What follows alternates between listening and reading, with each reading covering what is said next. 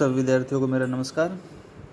तो जैसा आप सभी को ज्ञात होगा कि पिछली वीडियो में जो हमने हमारा अध्याय था इस जल प्रलय में कृतिका का, तो उसके जो अभ्यास के प्रश्नों के उत्तर किए थे और कुछ एक दो तक इसके जो परीक्षा उपयोगी है उनके प्रश्नों के उत्तर हमने किए थे।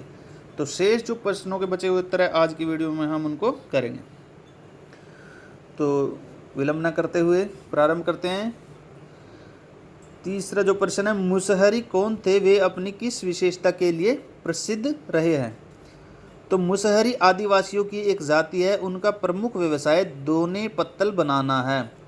दोने पत्तल होता है जो वृक्ष के पत्तों इत्यादि से जो भोजन के जो बर्तन बनाए जाते हैं उनको दोने पत्तल बोलते हैं।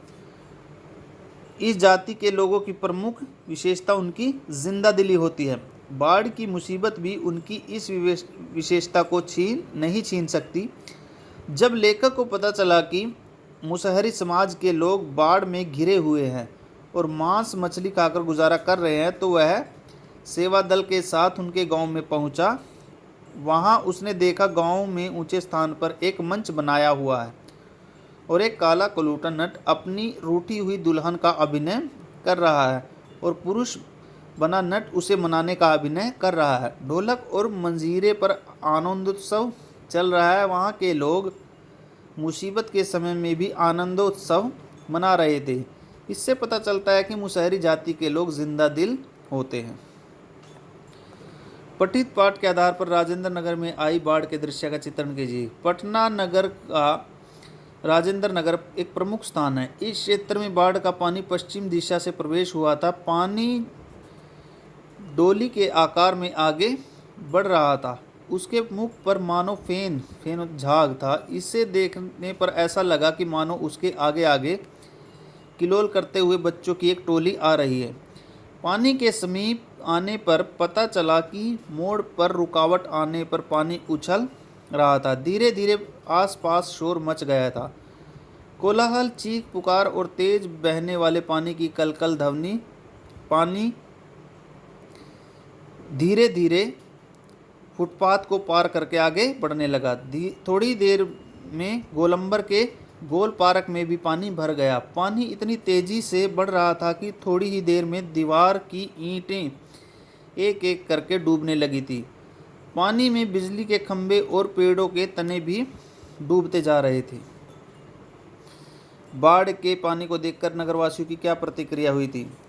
बाढ़ का पानी जब पटना नगर की ओर बढ़ा तो आरंभ में तो लोगों ने उसकी ओर विशेष ध्यान नहीं दिया, किंतु जैसे पानी का वेग बढ़ने लगा वैसे वैसे लोगों का उत्साह और साहस भी बढ़ने लगा। लोगों के मन में ज़रा भी भय नहीं था। हाँ, कुछ दुकानदारों के चेहरे अवश्य मुरझाए हुए थे। वे अपना सामान ऊंचे स्थानों पर रखने में लगे हुए थे। लेखक जैसे अन्य कुछ लोग उदास दिखाई दे रहे थे। लेखक ने किसे गंवार और मुस्टंडा कहा था और क्यों। लेखक ने दानापुर के एक अधेड़ ग्रामीण को गंवार एवं मुस्टंडा कहा था क्योंकि उसका शरीर पूर्णतः स्वस्थ और मजबूत था। उसकी वाणी और व्यवहार असभ्य था। उस व्यक्ति ने पटनावासियों पर अपना सारा गुस्सा निकालते हुए कहा था, जब दानापुर डूब रहा था तो पटनिया बाबू लोग उलटकर देखने भी नहीं गए। अब बूझो, निश्चित रूप से ये शब्द कठोर और द्वेषपूर्ण थे। इस कारण लेखक ने उसके लिए गंवार तथा मुस्टंडा शब्द प्रयोग किया था। बाढ़ के आने पर शहर के कुछ मनचले लोगों की कैसी प्रतिक्रिया हुई थी। बाढ़ के आने पर नगर के कुछ मनचले लोगों को हंसी मजाक की बातें सूझ रही थी। वे बाढ़ की समस्या के प्रति जरा भी गंभीर नहीं थे। वे कह रहे थे कि अच्छा है पूरा पटना नगर डूब जाए, जिससे सबके पाप मिट जाएंगे। कुछ कह रहे थे कि गोल घर की मुंडेर पर बैठकर ताश खेली जाए। कुछ कह रहे थे कि इनकम टैक्स वालों को अपनी आसामियों पर इसी समय छापा मारना चाहिए, वे कहीं नहीं भाग सकेंगे। तो ये परीक्षा उपयोगी आज संपूर्ण हुए। ये अध्याय आज संपूर्ण होता है। तो सभी विद्यार्थी इन प्रश्नों को याद करेंगे और याद करके अपनी कॉपी पर लिखकर देखेंगे। धन्यवाद।